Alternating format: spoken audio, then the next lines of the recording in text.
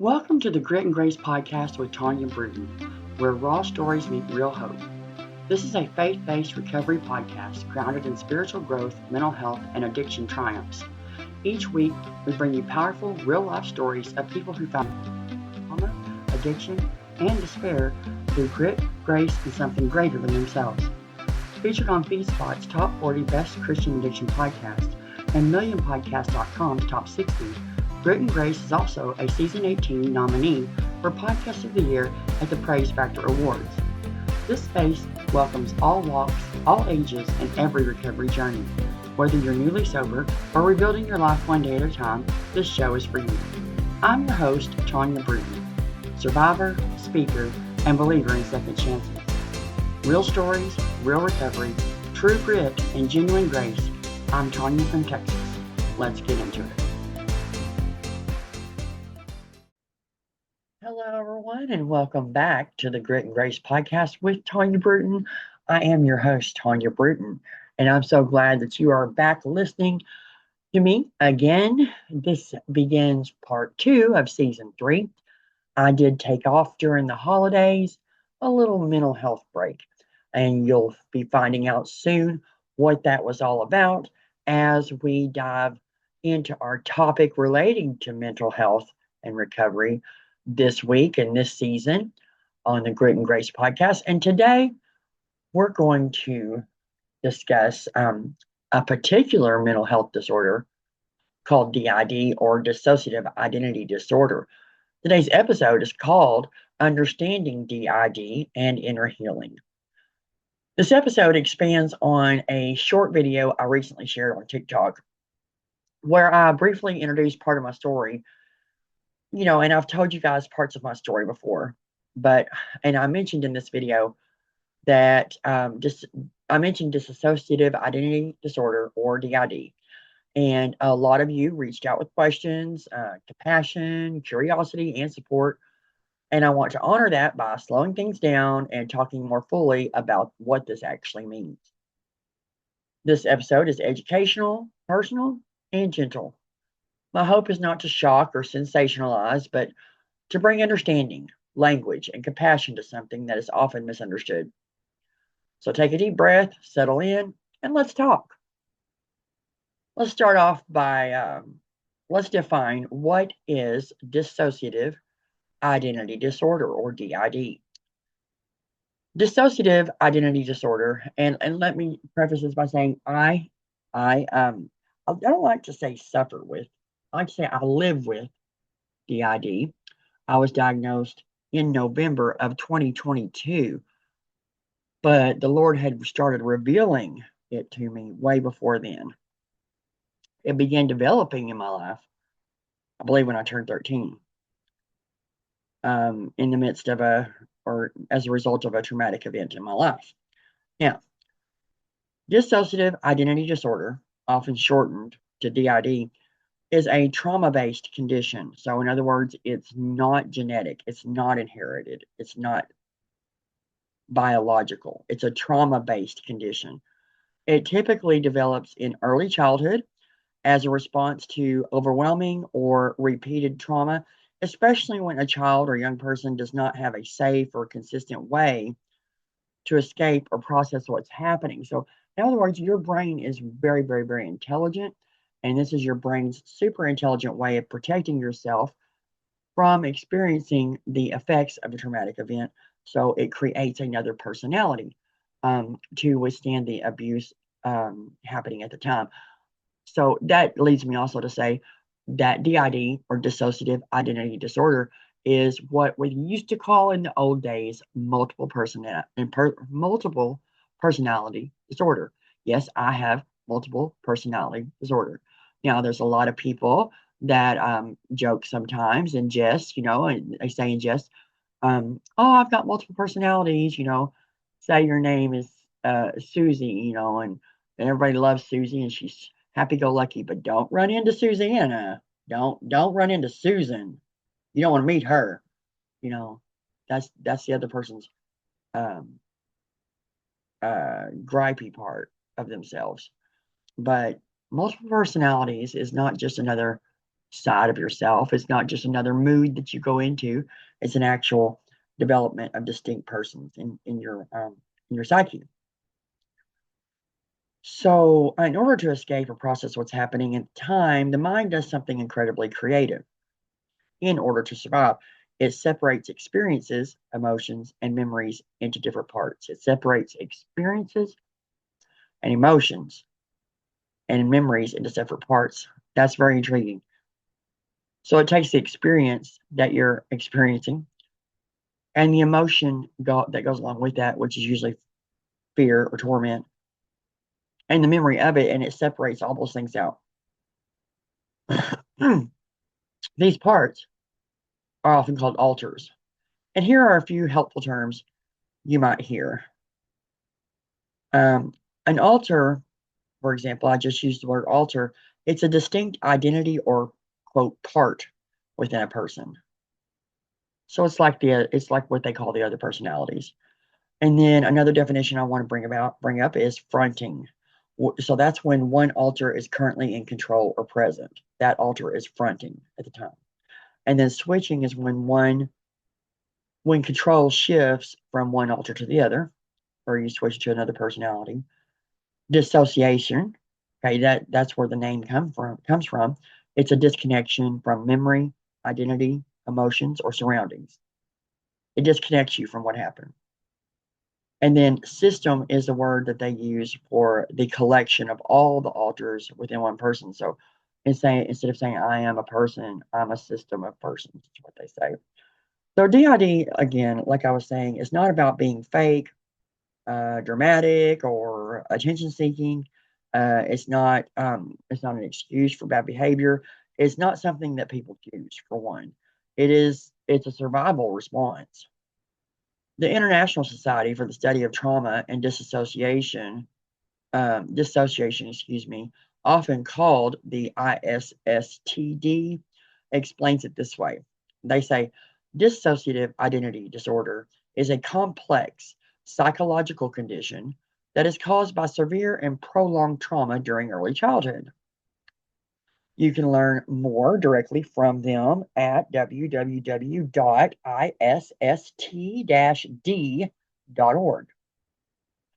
And so let me introduce you to one of my authors.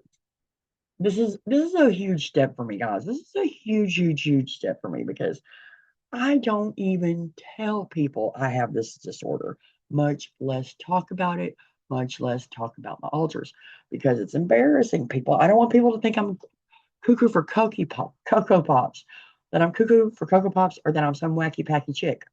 But I'm gonna go ahead and tell you a little bit about Rory. I do have several alters. I've got Rory, Sarah, um, Mildred, and a man named Earl. But Rory is 13 years old. She first emerged when I was 13. She is expressive, very expressive, playful, emotionally intense, curious, impulsive, very impulsive, and very alive in her feelings. She experiences the world through a teenage lens. Okay. She dresses younger. When you get to know me better, you'll know when she's out because she dresses younger, she talks younger, she wears makeup different, she feels things deeply and immediately. Okay, and she also has different preferences on like what she likes to do or who she likes. Like for example, she doesn't really like my husband. I love the man, but she thinks he's funny, like makes fun of him funny, but. But she carries joy, creativity, humor, spontaneity, and also vulnerability. And Roy represents parts of me that learn to survive by staying light, connected, and emotionally expressive when life felt overwhelming.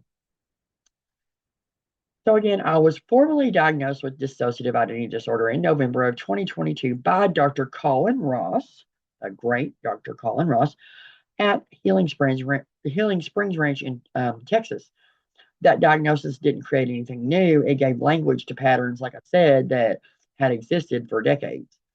Understanding Rory, though, has helped me understand myself with more compassion instead of shame. For years, I dealt with shame. For years and years and years, I dealt with shame. And just a side note here, we're about almost 10 minutes into the podcast, and you'll notice something different as we go into the second half of season 3 of the podcast that I'm doing now, audio only. I'm no longer doing videos. I found it just easier to be myself and not be so fake or pretentious. Even though I try not to be, it just does it. And plus, I'm having some dental work done, just to be honest with you. And then I've also decided to shorten the podcast to about 15 to 20-minute episodes. So hopefully it's a little bit easier for you guys to digest. And they will be released every Thursday. Okay. Available on YouTube, TikTok, Spotify, Apple, and all major podcast platforms. I do thank you for listening today. If you would like to be featured as a sponsor for the show, hey, this show has been nominated for Podcast of the Year by Praise Factor Awards on the PGN Gospel Network. This podcast has made several of FeedSpot's top 40 and top 50 list of best women Christian podcasts, best Texas Christian podcasts, and best Christian podcasts, and also made the list of millionpodcast.com. So if you would like to be featured and and have your services promoted on the show or your products promoted on the show, just shoot me an email, gritandgracepodcasttx@gmail.com. I'd love to help you out. And this can happen. So we're going to talk about, okay, so we're going to talk now, switch into, in the second half here, we're going to switch into when an altar forms relationships. Now, this is where things got a little tricky for me this year. This is something that rarely gets talked about openly, and it's important. Sometimes, especially during stress, loneliness or emotional overwhelm, an alter, particularly a younger or more emotionally driven one, may form attachments or relationships with other people. This can happen without full awareness or grounded consent from the rest of the system. So, in other words, Rory can develop her own likes and relationships and friendships outside of me. Okay. This can happen, okay, when an alter is fronting more often, like her, they may seek attention or connection, validation, excitement, or safety in ways that feel very real to them in the moment. Later, when awareness returns, the host, or myself, Tonya, or other parts may feel confusion, guilt, grief, or even shock. And that happened to me this year. In my own life, an alter became involved in a relationship that later revealed itself to be emotionally unhealthy. I'm not naming anyone here because this isn't about blame. It's about understanding the pattern. I mean, we want to be informed about the disorder. So, but suffice it to say, this past year, I quote unquote had an extramarital affair, but briefly, but it was Rory. It wasn't me, and I know that's crazy. I know that's crazy. Huh? It wasn't me. So lying on the sofa wasn't me. Waiting for on the counter wasn't me. Huh? Even caught me on camera. Anyways, so okay, Rory became involved in the relationship. What matters is recognizing how easily vulnerability can be misunderstood or exploited when trauma and dissociation are involved. This kind of situation can create deep internal conflict, shame, and pain afterwards, especially when personal values, commitments, and boundaries have been violated. I found myself, Rory had fallen for a narcissist, and I did not even know what that was. I mean, a friend of mine, a sister of mine in the Lord, had explained to me one time that her husband, she had found out was, she finally defined what this abusive man was, and he was a narcissist. But anyways, we're going to talk about trauma bonds just for a second here. Trauma bonds and narcissistic dynamics. A trauma bond forms because what had happened was Rory had found herself what she thought was in a friendship, and then it ended up into being in a relationship was actually a trauma bond. And at first, when my therapist told me she was concerned that I was in a trauma bond, I thought, well, what's a trauma bond? He's been traumatized, I've been traumatized, and we bond over that. But no, a trauma bond forms through cycles of emotional intensity, connection, withdrawal, and reinforcement. It often feels magnetic, intense, or even addictive. Some common dynamics involved include idealization, followed by devaluation, inconsistent affection, emotional highs and lows, control through attention or withdrawal, lack of empathy, exploiting vulnerability. When someone with trauma, especially dissociative trauma, encounters these patterns, the nervous system can latch on tightly, not because of weakness, but because it's trying to regulate safety, attachment, and survival. This is especially true when younger parts are involved, like Rory, okay, being only 13. So understanding this helped me move away from shame toward clarity. So I wasn't stupid, and I wasn't a fool, and I wasn't weak. And we're going to talk about now, lastly, why treatment is so hard to access, specifically for DID. I also want to be honest about something many people experience, but don't talk about enough. Getting treatment for DID is hard, trust me. Even in metropolitan areas, trauma-informed and dissociation-trained clinicians are rare. Many don't accept insurance. Many have wait lists that stretch months or even years. And many well-meaning providers simply aren't trained in dissociative disorders. For example, I'm having trouble right now getting a new therapist and new psychiatrist that specializes in it myself, because the ones in my area are not taking new patients, or they don't take my insurance. So if you feel frustrated, dismissed, or exhausted trying to find help, you are not failing. The system itself is limited, okay? You deserve care that understands trauma and not minimizes it.